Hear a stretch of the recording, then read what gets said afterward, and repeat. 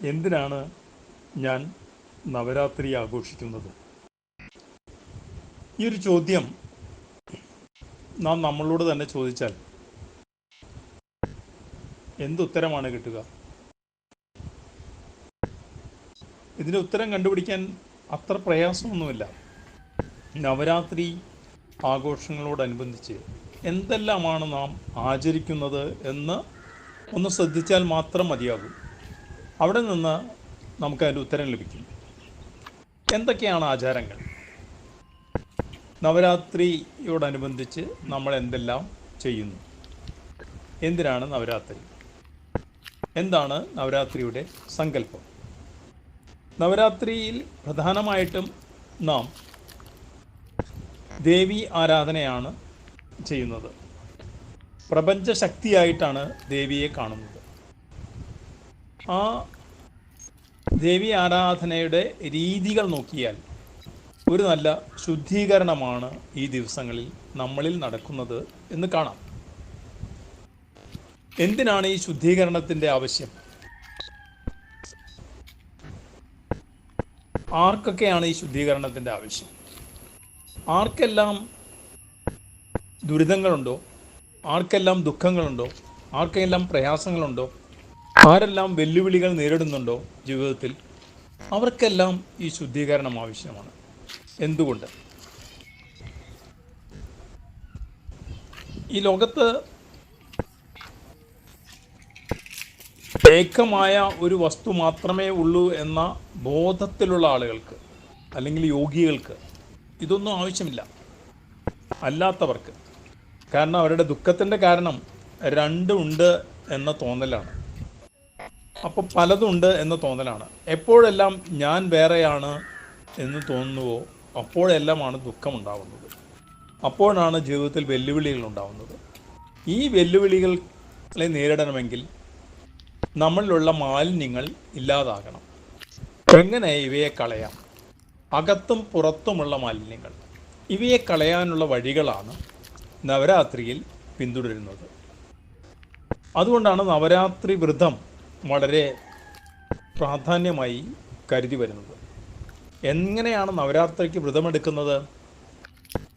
ഉപവാസമാണ് പലപ്പോഴും പറഞ്ഞിട്ടുള്ളത്. എങ്കിലും പൂർണ്ണ ഉപവാസം സാധ്യമല്ലാത്തവർക്ക് ദ്രാവക രൂപത്തിലുള്ള ജ്യൂസുകൾ, പഴങ്ങൾ അതെല്ലാം കഴിച്ചുകൊണ്ടുള്ള ഉപവാസമാവാം.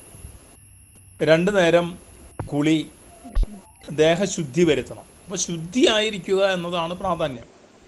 ഒന്ന്, ആഹാരം കൊണ്ട് പോലും മലിനപ്പെടുത്താതെ, കാരണം നമ്മൾ എന്ത് ആഹാരമാണോ കഴിക്കുന്നത് അതിനനുസൃതമായിട്ടാണ് നമ്മളിൽ ചിന്തകളുണ്ടാവുന്നത്. അതിനനുസൃതമായിട്ടാണ് നമ്മളിൽ നിന്ന് പ്രവൃത്തികൾ വരുന്നത്. അതാണ് ശീലങ്ങളായി മാറുന്നത്.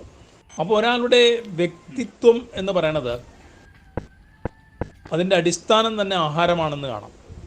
അപ്പോൾ സാത്വിക ആഹാരം കഴിച്ചുകൊണ്ട് ഒരാഴ്ച കഴിയുകയാണെങ്കിൽ, മിതമായ ആഹാരം, മിതമായ വ്യവഹാരങ്ങൾ,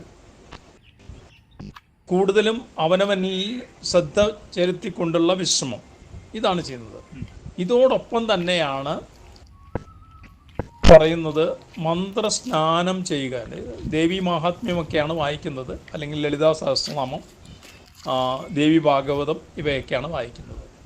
ദേവി ഭാഗവതം അല്ലെങ്കിൽ ലളിതാ സഹസ്രനാമമൊക്കെ വായിക്കുമ്പോൾ എന്ത് സംഭവിക്കുന്നു?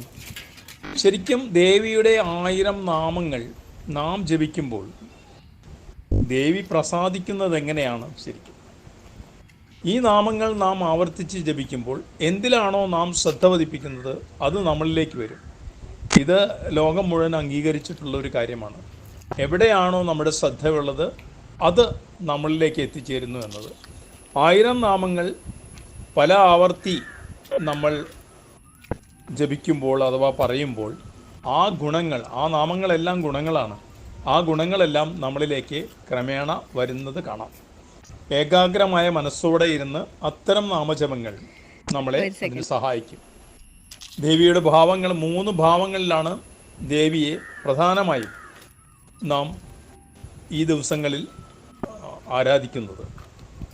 ആ ആരാധന മൂലം ശരിക്കും ആദ്യത്തെ 3 ദിവസം ശക്തിയായിട്ടാണ്, അടുത്ത 3 ദിവസം ലക്ഷ്മിയായിട്ടാണ്, അടുത്ത 3 ദിവസം സരസ്വതി ആയിട്ടാണ്. അത് കഴിഞ്ഞിട്ടാണ് വിജയം കൈവരുന്നത്. അപ്പോൾ ശക്തിയും ഐശ്വര്യവും ഉണ്ടായാലും വിദ്യയും കൂടി ഉണ്ടാകുമ്പോഴേ പൂർണ്ണമാകുന്നുള്ളൂ, പൂർണ്ണ വിജയത്തിലേക്ക് എത്തുന്നുള്ളൂ എന്ന ഒരു സന്ദേശം ആണ് ഈ നവരാത്രി നമുക്ക് നൽകുന്നത്. അപ്പോൾ നമുക്ക് ദുഃഖമുണ്ടെങ്കിൽ, നമുക്ക് പ്രയാസങ്ങളുണ്ടെങ്കിൽ, നമുക്ക് ദുരിതങ്ങളുണ്ടെങ്കിൽ തീർച്ചയായും നവരാത്രി നാം ആചരിക്കേണ്ടതാണ്, ചിട്ടയോടെ ആചരിക്കേണ്ടതാണ്. മിതമായ ആഹാരവും ശുദ്ധമായ ശരീരവും മനസ്സും ശുദ്ധമാക്കി വെച്ചുകൊണ്ട് അത്തരം രീതികളിലൂടെ ഈ നവരാത്രി കാലത്തിലൂടെ നമുക്ക് കടന്നു പോകാം. ശാന്തിയും സമാധാനവും കൈവരാൻ, ഒരു വർഷത്തെ സമാധാനത്തിനും ശാന്തിക്കും ഉത്സാഹത്തിനും ആനന്ദത്തിനുമുള്ള ഒരു മാർഗമായി നവരാത്രി ആഘോഷങ്ങൾ മാറട്ടെ. എല്ലാവരും